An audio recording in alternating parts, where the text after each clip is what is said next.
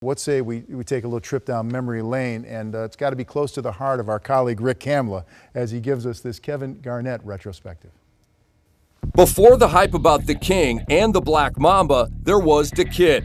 A 6'11" phenom out of Chicago's Farragut Career Academy, Kevin Garnett burst onto the national scene on the cover of Sports Illustrated in 1995.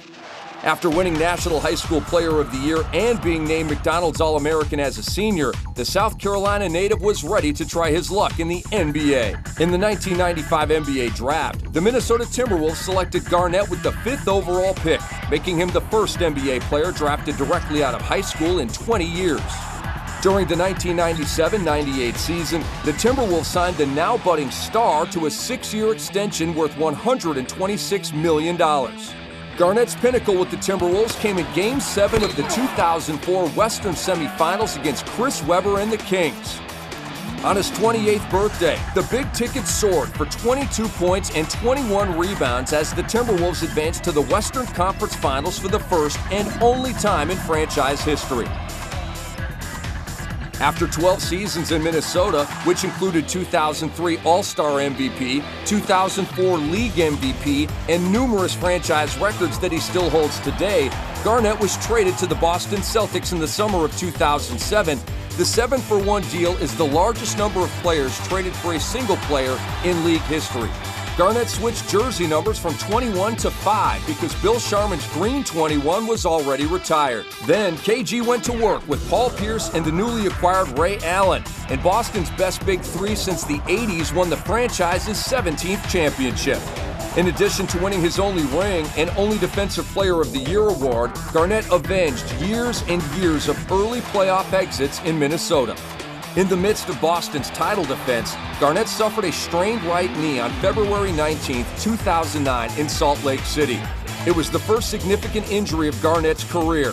Although he returned 15 games later, he lasted only 4 games before being shut down for the rest of the season.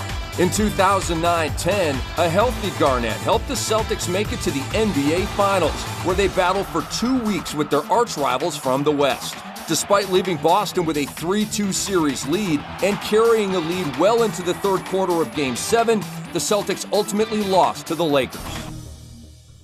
After 6 years in Boston, Garnett was traded to the Nets in a blockbuster deal that included Paul Pierce. KG and Pierce joined a star-studded squad that would open the Brooklyn era of Nets basketball. Ultimately, Garnett and the new-look Nets would fall to a familiar foe. And Miami has won it! Miami sends Brooklyn home. KG's 14th trip to the postseason would be his last. The following season, Garnett waived his no-trade clause in favor of a reunion with his old coach Flip Saunders in his old home in Minnesota.